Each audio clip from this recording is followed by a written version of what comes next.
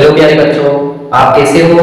Previous class में हमने science से रिलेटेड जो एक मिरर फॉर्मूला था फिजिक्स में, मिरर से रिलेटेड आपको एक मिरर फॉर्मूला हमने ट्राई करवाया। तो उसमें हमने देखा कि मिरर फॉर्मूला आया था 1/f = 1/v प्लस 1/u। तो उसके बाद में आज हम उस पे कुछ न्यूमेरिकल प्रॉब्लम्स लेंगे और साथ में ही हम जो मैग्नीफिकेशन होता है उसकी वैल्यू देखेंगे। तो मैग्नीफिकेशन क्या होता है उसके बारे में डिस्कस करेंगे। आई होप आप सभी नोट्स बना रहे होंगे, कंटिन्यूअसली इसे रिवाइज कर रहे होंगे। उस टेक्निकल प्रॉब्लम की वजह से प्रीवियस वीडियो में अपलोड नहीं कर पाया था। चलिए हम स्टार्ट करते हैं। Magnification, what is the magnification. Next topic, first हमने mirror formula 1/f = 1/v plus 1/u complete किया था, where f is the focal length, v is the distance between image and mirror and u is the distance between object and mirror. So now magnification. What is magnification? Magnification का formula देखेंगे, m से represent करते हैं। Magnification भी आपको right करवा दिया था, एक बार वापस रिवाइज कर लेते हैं। Height of the image to the height of the object, ये क्या था, height of image, height of image to height of object, height of object. Yes, ऐसे ही करवाया था। तो यहां से ये इक्वल टू होता था -v/u के इक्वल था, ठीक है। तो magnification is the ratio of height of image to the height of the object. और मैग्नीफिकेशन अगर पॉजिटिव आता है, आपको बताया था इमेज कैसी बनेगी, अपवर्ड इमेज बनेगी, इरेक्ट इमेज बनेगी। अपवर्ड गए तो इरेक्ट इमेज, ठीक है। और मैग्नीफिकेशन की वैल्यू नेगेटिव आती है तो उस केस में ये इमेज कैसे बनेगी, इन्वर्टेड बनेगी, उल्टी इमेज बनेगी, प्लस और माइनस सेम डिस्टेंस। और मैग्नीफिकेशन की वैल्यू अगर 1 आती है तो सेम साइज की इमेज बनती है, यस। और मैग्नीफिकेशन की वैल्यू अगर 1 से बड़ी आती है तो लार्ज साइज की इमेज बनती है ऑब्जेक्ट से। और मैग्नीफिकेशन की वैल्यू अगर 1 से छोटी आती है तो स्मॉल साइज की इमेज बनेगी। Is it clear? यहां तक हमने कंप्लीट कर लिया था। आगे देखते हैं कुछ हम न्यूमेरिकल प्रॉब्लम्स लेंगे। तो फर्स्ट न्यूमेरिकल प्रॉब्लम राइट करते हैं। किस टाइप की इसमें न्यूमेरिकल प्रॉब्लम्स आ सकती है वो देखिए। उसके बाद में हमारा हाफ चैप्टर रहेगा रिफ्लेक्शन वाला पार्ट, उसे भी हम कंप्लीट करेंगे। चलिए हम एक न्यूमेरिकल प्रॉब्लम लेते हैं। जैसे आपको एक न्यूमेरिकल गिवन है, in a concave mirror an object is placed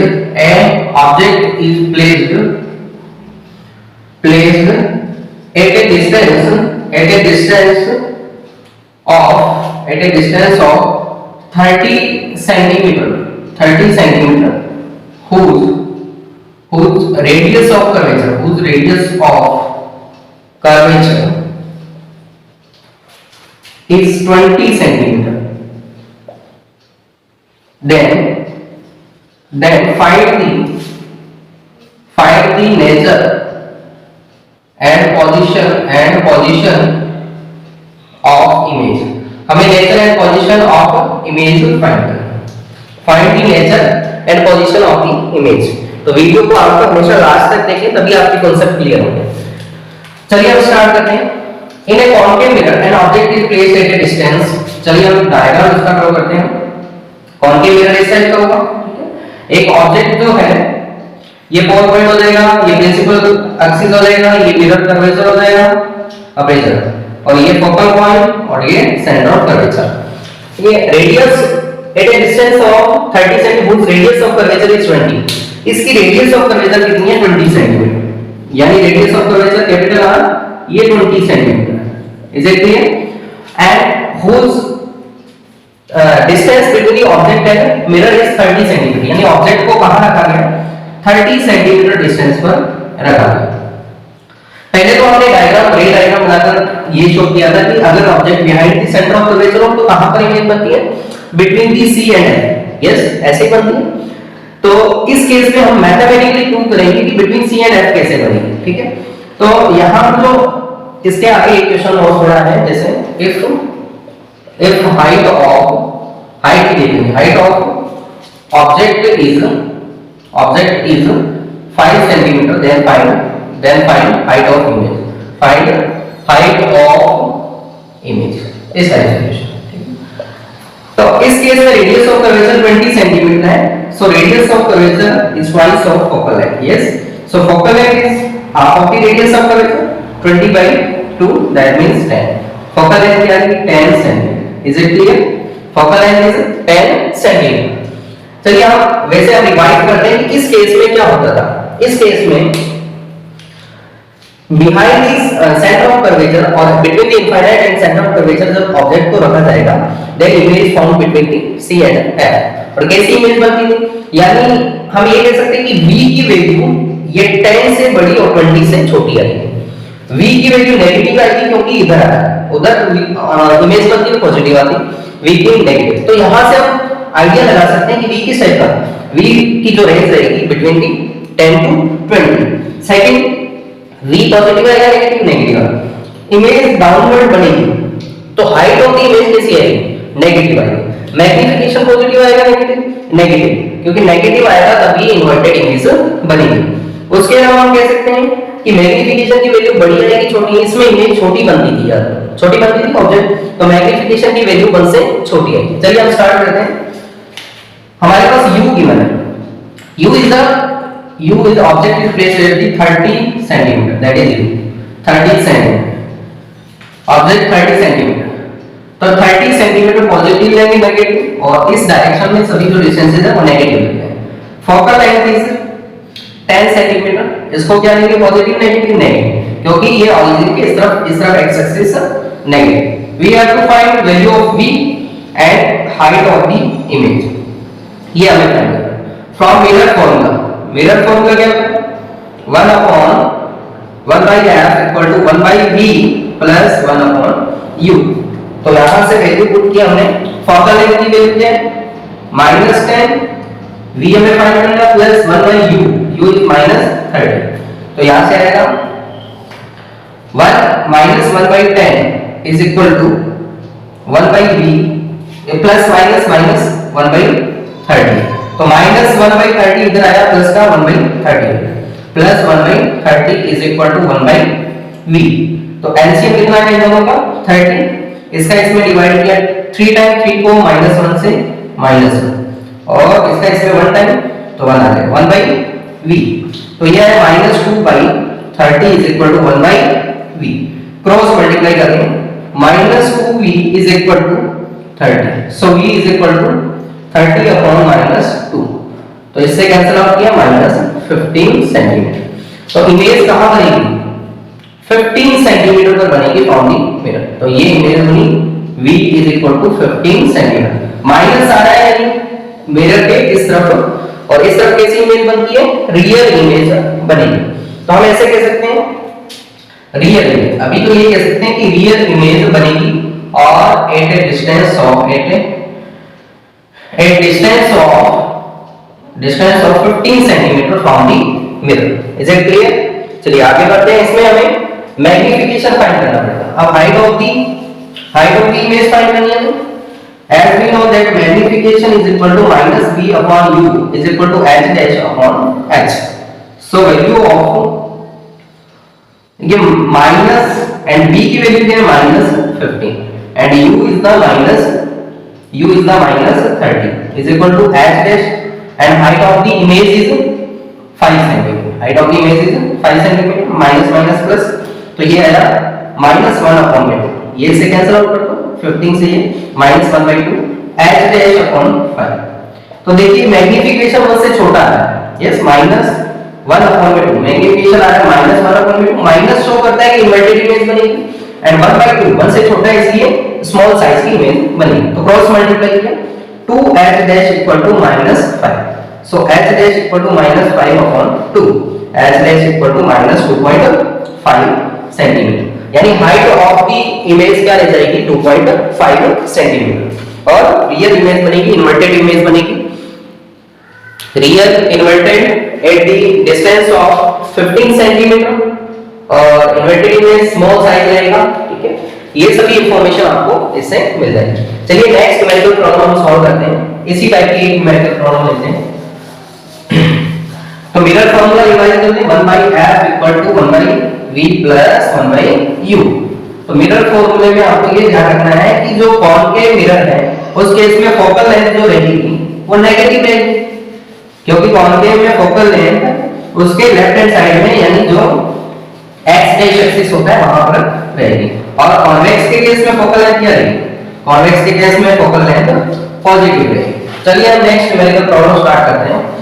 एक एग्जांपल हमने कॉन्केव का लिया, एक और एग्जांपल लेते हैं कॉन्केव का। ठीक है, आपको 6 केसेस लर्न होंगे। 6 केसेस क्या थे?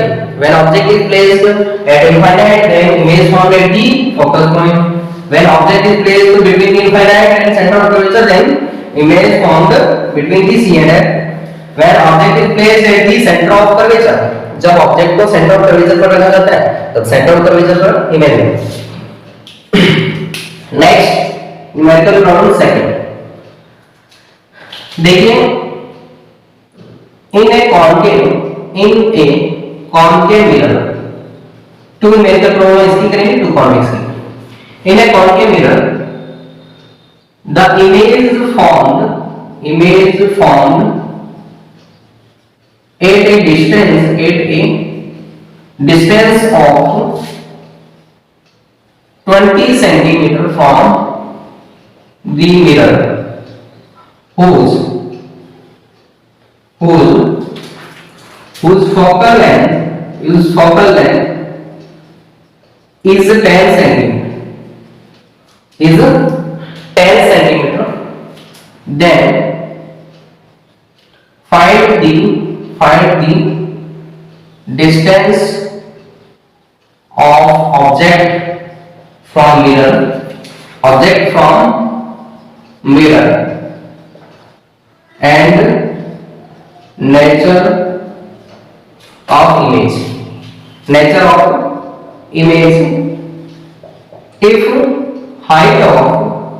if height of image is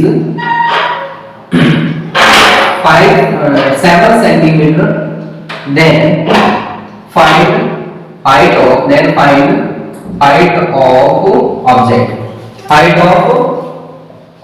object की हमें हाइट फाइंड। चलिए अगेन इसमें डायग्राम ड्रॉ करना पड़ेगा हमको। चलिए डायग्राम ड्रॉ करते हैं। Concave mirror, inner layer reflecting और आउटर सरफेस कोऑर्डिनेट।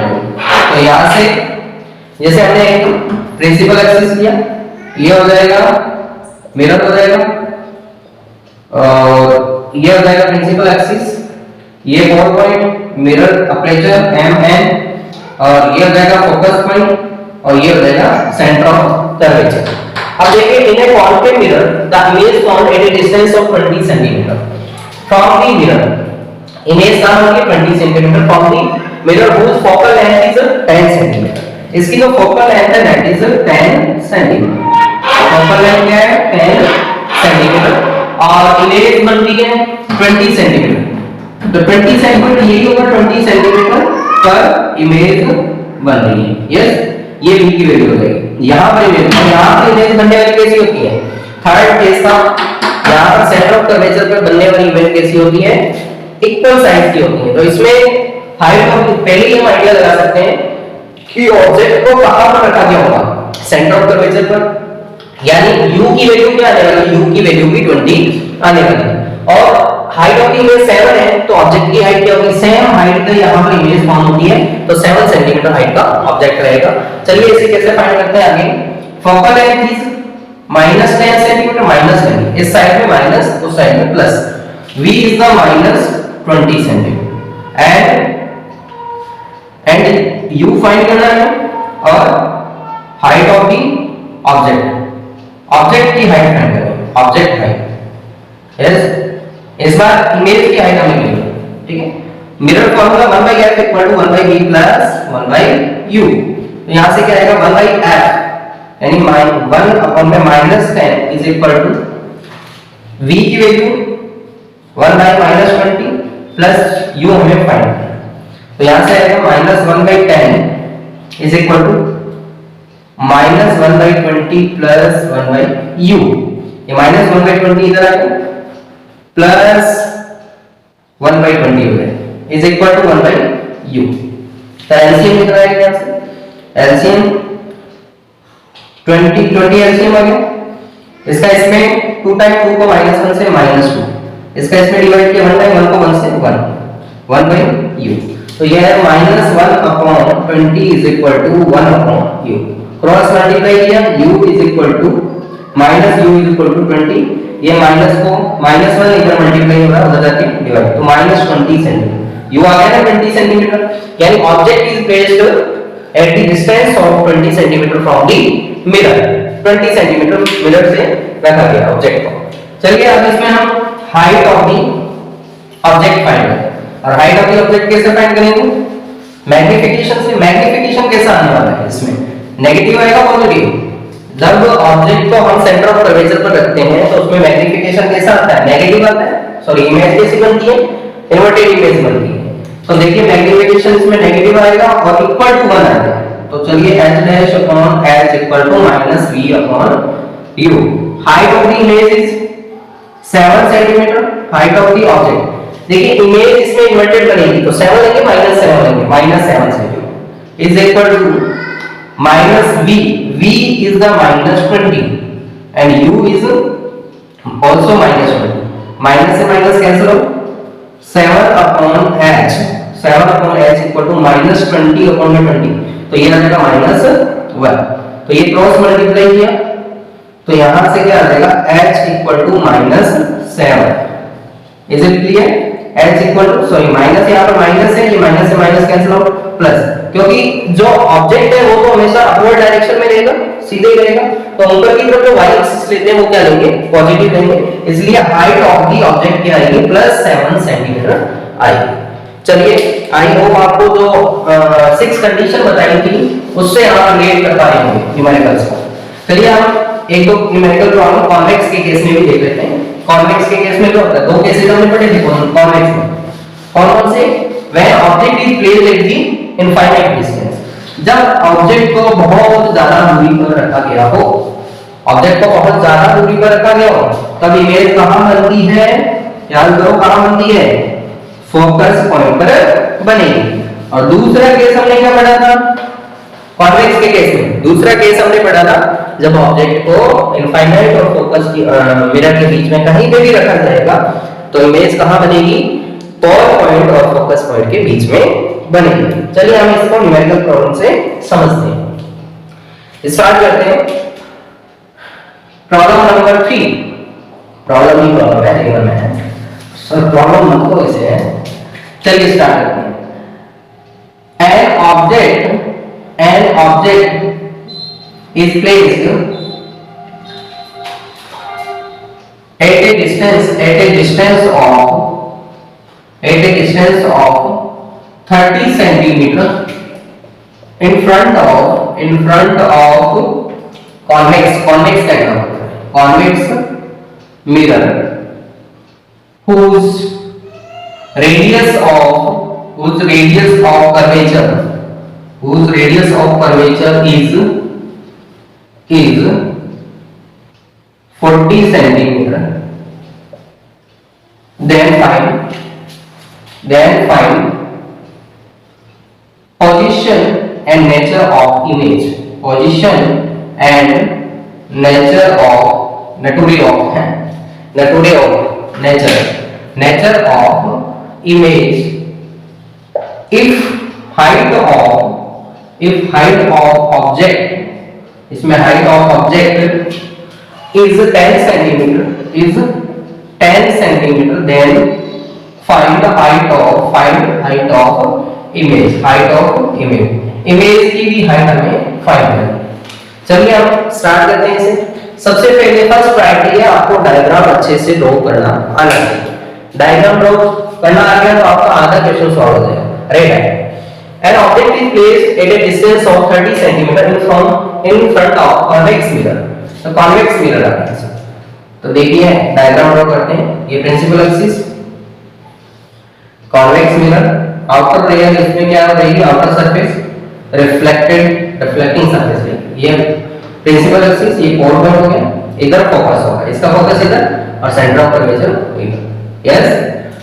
तो इसमें when object is placed at a distance of 30 cm from the mirror, ये ऑब्जेक्ट को 30 सेंटीमीटर डिस्टेंस पर रखा है, यानी 30 कैसे हो जाएगा? 4 पॉइंट से 30 सेंटीमीटर। मिरर से काउंट करते हैं, मिरर या फिर 4 पॉइंट या फिर ओरिजिन पॉइंट जिसको माना, सभी डिस्टेंस यहां से काउंट की। ठीक है, उस रेडियस ऑफ कर्वेचर इज 40। अच्छा, इसकी रेडियस ऑफ कर्वेचर है 40 आर की वैल्यू। और हमें पता है अगर आर हमारे पास हो तो हम फोकल लेंथ फाइंड कर सकते हैं, because R is the twice of focal length. Focal length क्या आ जाएगा, r by 2 यानी 40/2। तो फोकल लेंथ क्या आ जाएगा, 20 centimetre. Focal length is 20 centimetre. Positive लेंगे नेगेटिव, इस साइड जो डिस्टेंस रहती है वो हमेशा पॉजिटिव लेंगे, है ना। Focal length is +20 centimetre. u is the plus or minus, u is the minus 30 centimetre, because इस साइड जो डिस्टेंस लेंगे वो नेगेटिव है। अब आप देखिए कि इसमें जो इमेज बनती है वो बनती है हमेशा वर्चुअल इमेज बनती है, और वर्चुअल इमेज इधर बनेगी, तो यानी जो v की वैल्यू आने वाली है वो पॉजिटिव आएगी नेगेटिव। नेगेटिव तो इस तरफ नेगेटिव आती है और इस तरफ v, अगर इमेज इस तरफ बनती है तो v की वैल्यू कैसी आएगी, पॉजिटिव आएगी। तो from the mirror formula 1/f is equal to 1/f is equal to 1/v plus 1/u। Formula कोई चेंज नहीं होगा, कॉन्वेक्स और कॉन्केव मिरर के केस में सेम रहेगा, लेंस के केस में चेंज होगा। तो यहाँ पर 1/20 is equal to 1/v plus 1/-30। तो 1/20 is equal to 1/v plus minus 1/30। -1/30 इधर आएगा LHS साइड में, तो ये हो गया +1/30 equal to 1/v। So 1/v is equal to 1/20 plus 1/30। So LCM of 20 and 30 is 60। 20 का 60 में डिवाइड, 3 टाइम्स 3 कंपोनेंट 1 से मल्टीप्लाई किया 3, इसका 2 टाइम्स 2 बन जा 2। तो 1/v is equal to 5/60। Cross multiply 5v is equal to 60, then v is equal to 60/5। so v is equal to 12 centimetre. Positive आ रहा है, तो image form behind the mirror, और बिहाइंड द मिरर जैसे image बनती है आपको सब कुछ राइट करना है। कैसी इमेज बनेगी, वर्चुअल इमेज। कैसी बनेगी, वर्चुअल इमेज बनेगी बिहाइंड मिरर, और अपवर्ड इमेज बनेगी जिसे कहते हैं इरेक्ट इमेज। इरेक्ट इमेज, सीधी इमेज बनेगी। और क्या होगा, एट डिस्टेंस ऑफ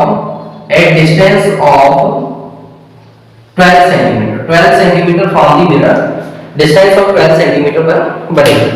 चलिए नेक्स्ट इसमें हमें हाइट ऑफ द इमेज भी फाइंड करना है। The height of the object is 10 centimetre. तो ये किससे फाइंड करेंगे, मैग्नीफिकेशन से फाइंड करेंगे।